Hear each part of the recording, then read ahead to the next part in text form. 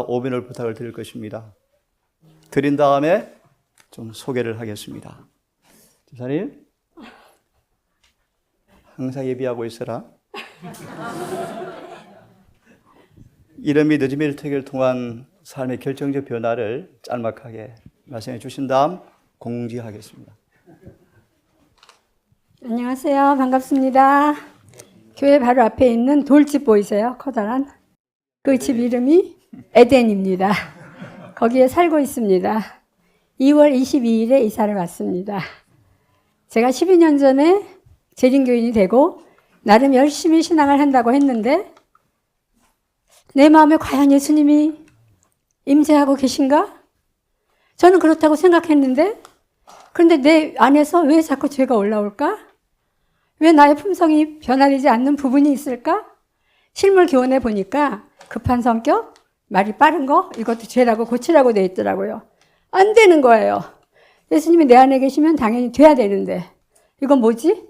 예수님의 재림은 임박한데 눈앞에 와 계신데 그때 저의 마음을 아시는 하나님께서 이른비 늦은비 성령의 은혜라는 책을 보내주셨습니다. 저는 그거 보는 순간 임마누엘에서 온 거라는 걸 알았습니다. 이 책은 보면 안 돼, 위험해. 근데 또 하나님께서 기이한 섭리로 그 책을 읽게 하셨습니다. 그 책을 읽으면서요, 제가 정말 숨이 막히는, 정말 내가 속았구나. 신앙 잘못했구나. 하나님이 이 모든 말씀 속에 확실히 된다. 너희는 완전할 수 있다. 내가 해주마. 하나님의 뜻은 이것이니 나의 거룩함과 같이 너희도 거룩하거라. 다 나와 있는데 나는 왜 안 된다고 생각을 했을까요? 너무나 충격을 받았습니다. 그 순간 무릎을 꿇었습니다. 아버지, 저 살고 싶어요. 살려주세요. 어찌하여 구원을 얻을 수 있겠나이까? 이걸 놓고 기도를 했습니다. 그리고 결심을 하게 하셨습니다. 처음부터 다시 시작해라. 그리고 이곳으로 보내주셨고 힐링센터에 2달을 있었습니다. 말씀과 계속 말씀을 받고 순종으로 눈물로 회개로 저를 이끌어 주시더라고요. 그리고 저의 상황에 딱 맞는 집도 주셨습니다. 그래서 지금은 정말 이 땅에서 천국을 누리는, 이 땅에서 예수님의 품성을 드러내고 율법의 보관자가 되어서 그 아름다운 예수님을 옹호하고 증거하는 그러한 역할이 내가 할 일이구나, 될 수 있구나, 그러한 소망으로 결론은 표준이 엄청 높아졌습니다. 그리고 확실한 구원의 소망이 생겼습니다. 이곳에 계신 우리 모두가 단 한 명도 한 분도 빠짐없이 그 아름다우신 예수님 영접하고 예수님의 품성을 우리가 드러내어서 정말 흠도 점도 없는 그분께서 그렇게 원하시는 게 무엇이죠? 우리 모두가 구원받는 거잖아요. 그렇게 되시기를 간절히 원하는 마음으로 이번 집회를 통해서 이른비 성령을 충만히 내려주셔서 우리의 근본된 토지를 갈아엎게 하시고 완전히 변화되어서 우리가 예수님의 품성을 드러내는 그러한 삶을 살 수 있도록 인도해 주세요. 그렇게 기도하고 있습니다. 이상입니다.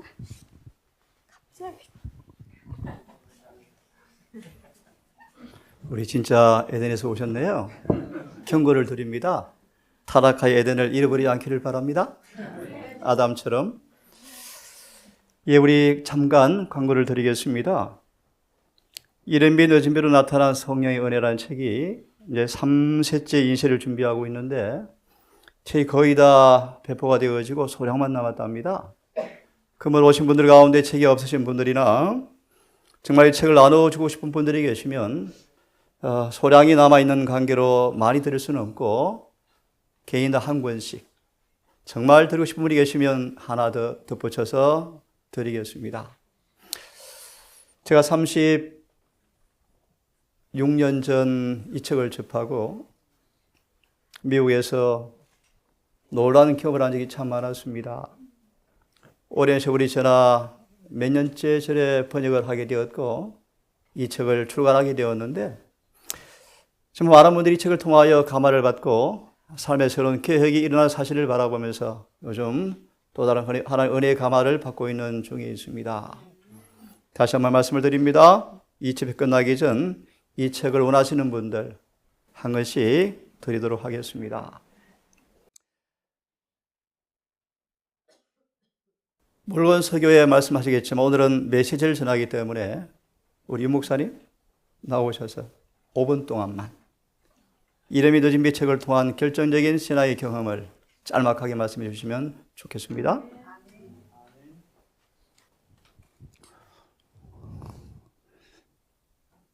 어떤 집회보다 이 앞에서 여러분의 얼굴을 배우니까 빛이 반짝반짝 납니다.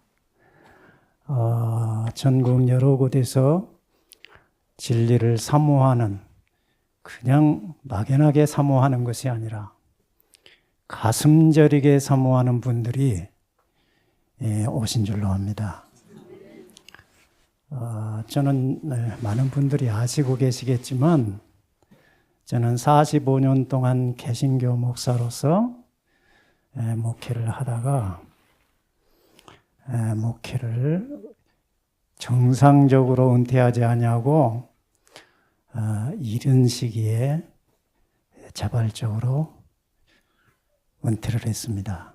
그거는 제 안에 계신 그리스도와 교회의 가르침과 또 성도들의 나누는 대화 속에서 가슴 답답한 일을 너무 많이 겪다 보니까 차라리 이렇게 사느니 목사를 버리고 나 홀로 산속에 들어가서 내 남은 생에 사는 것이 훨씬 낫겠다. 그렇게 해서 이른 시기에 은퇴를 하고 무등산 밑에 거지처럼 살겠다고 거처를 삼아서 지내오다가 어떻게 하다가 재림신앙을 접하고 4년이 넘는 세월 동안 재림신앙을 나름대로 제가 살피고 연구해서 이 재림신앙이야말로 제대로 된 신앙이라고 확신하고 2년 전 2023년 5월 7일에 정식으로 재림 성도가 됐습니다. 이제 만 2년이 됐습니다. 그런데 제가 재림신앙을 접하고 예언의 신을 상당히 2년 동안 읽었습니다. 정말 가슴 저리고 가슴 터지는 감동을 매 순간순간 예언의 신을 보면서 제가 경험했습니다. 와, 이런 가슴 터지는 진리의 말씀을 하나님께서는 왜 세상 교회에는 주지 아니하고 재림교회에 주었을까? 안타까움이 있었습니다. 그런데 예언의 신의 내용을 살피는 가운데서 제가 경험한 은혜를 매우 간단명료하게 요약해서 알려주는 책이 있습니다. 그게 바로 제가 받은 이른 비와 늦은 비로 나타나는 성령의 은혜였습니다. 와, 이 책이요, 예언의 신이 그 방대한 내용을 매우 압축해서 명확하고 분명하고 확신 있게 전해주는 아주 위대한 진리의 복사판입니다. 이 책을 읽고 저는 우리 박성섭 원장님을 이해하게 됐습니다. 제가 여기에 온 동기가 재림신자가 되어서 재림교회에 들어오니까 여기에 대한 이런저런 말이 많이 들려와요. 그래서 호기심이 났어요. 도대체 어떤 것이기 때문에 이런저런 말이 많이 도는가 궁금하여 여기에 오게 됐고, 우리 박 원장님과 한 번 대화를 하면 몇 시간 동안 단독으로 둘이 얘기를 나누면서 주로 제 말을 많이 했습니다. 제 신앙 고백을 많이 했습니다.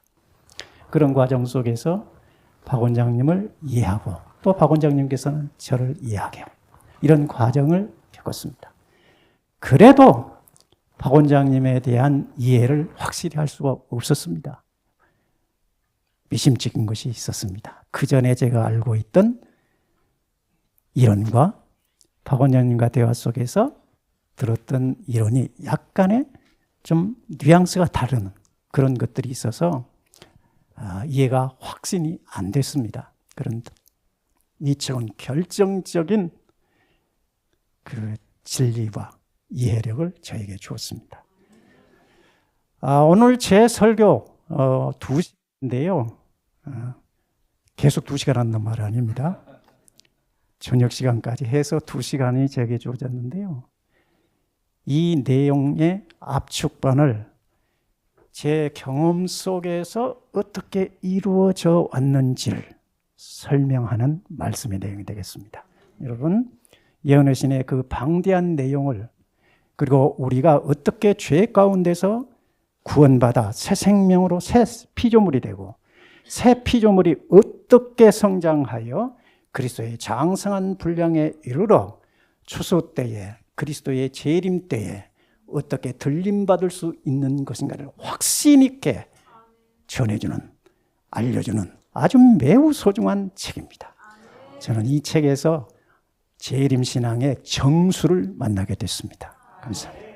잠시만, 우리 여러분들에게 제가 목사님 책을 아까 잠깐 손을 댄 까닭이 뭐냐면 보여드리려고 제가 밑줄 안 든 부분이 없습니다. 제가 이 책을 읽으면서요, 한 단락 있으면 예언의신에 다 인용된 내용들을 다 여기에 기록해 놨기 때문에 예언의신의 앞장, 뒷장까지 석 장을 다 읽어서 이것이 번역자의 의도가 섞여 있는 그런 책인지를 알기 위해서 그렇게 세심하게 살피고 아멘, 아멘 될 때 밑줄을 딱딱 긁었습니다. 이걸 읽는데 일주일이 걸렸습니다.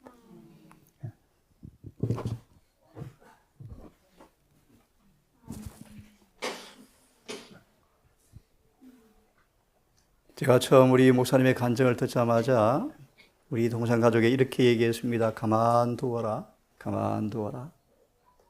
성령 인도하신 분들은 반드시 때가 되어지면 이 기회를 접할 것이라고 믿고 만류를 했는데 동산에 우리 극전도파가 있습니다. 슬픈 사실인데요. 제가 장로교에서 개종을 한 다음 한 달 지난 다음 울기 시작했습니다.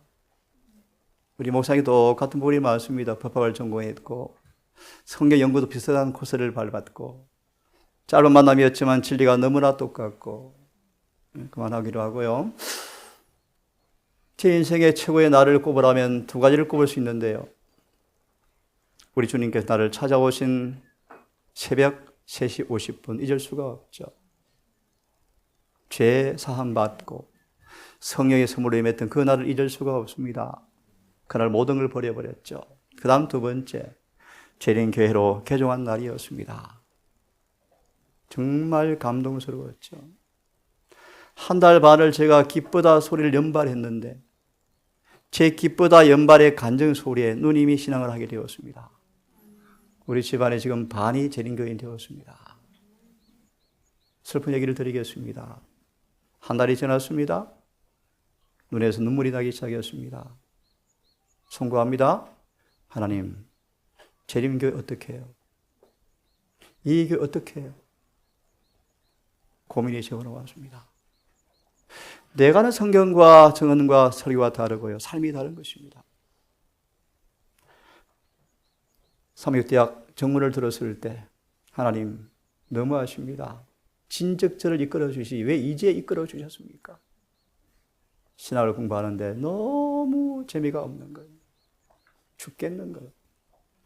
목사는 되고 싶은데 너무 신학이 재미가 없어 못 견디겠는 거예요. 별명이 붙었죠. 앉으면 성경 얘기, 앉으면 예리심 펴서 말씀 읽고, 틈만 나면 호소가 설교 연습하면서 참 연습을 하고, 설교 연습을 하고, 틈만 나면 전도하고, 신학을 공부하는 학과 시간이 너무너무 재미가 없는 거예요. 어떡하나. 목사는 하고 싶은데 신학이 너무너무 싫은 거예요. 군대를 갔습니다. 다시 하고 싶지 않은 경험들을 많이 했죠. 매맞음과 재판과 핍박과 구타와 왕따와 수없는 경험을 했죠. 제대를 했습니다. 미국 유학을 갔습니다. 유학을 가서 공부를 해본들 또 마찬가지입니다. 참 순간적입니다. 제가 반재림교인이 되어버린 이유가 뭘까 생각하겠습니다. 여러분, 어려운 말씀을 드립니다. 에스겔 21장의 주석의 말씀 보시면 지금 우리가 어디에 서 있는지, 어디를 지나고 있는지, 지금 우리의 시간표는 에스겔 9장이 거의 끝나가고 10장으로 넘어가는 찰나입니다. 무슨 말인가? 사실입니다. 재림교회 은혜의 시간이 끝나가고 있습니다.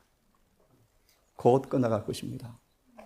이런 집회를 통하여 정말 누가 늦은 미를 받을 사람이 있는가 주님께서 찾으실 때 우리 모두 그 일에 부합하시는 이른비의 놀라운 충만의 경험을 통하여 늦은 비에 복된 장마비에 참여하시는 모두가 되기를 진심으로 바랍니다. 재림교회 안에서 누가 인을 받을까 여러분? 답을 하나 드리겠습니다. 슬픈 답입니다. 에스겔 9장 4절의 말씀. 너희는 예루살렘 성읍 중에서 행하는 가증한 일을 바라보고 울며 탄식하는 사람 이마에 인을 치라. 그번 짧은 안식일 기한 집회를 통하여 제가 이름이 너희의 책을 가지고 강의를 할까라고 마음을 먹었다가 쟁취하십시오. 다음에 시간 내시면 자세하게 풀이해 드리겠습니다. 자세하게. 우리 그번은 짧은 시간 연고로 물론 이름이 너희에 대한 제목으로 주어졌지만 동기를 부여하는 정도에 그치게 될 것 같고요. 제 마음의 큰 부담은 어떻게 죄를 깨닫게 할까? 그래 이른비가 오지 않습니까? 우리 시간 우리 미리 언지를 드립니다. 가끔 제가 집회를 가면 밤 12시, 1시까지 한 적이 있습니다. 그번 집회 시간이 초월되면 좋겠습니다. 하지만 또 성의 인도를 따라 적절한 절제를 하겠습니다.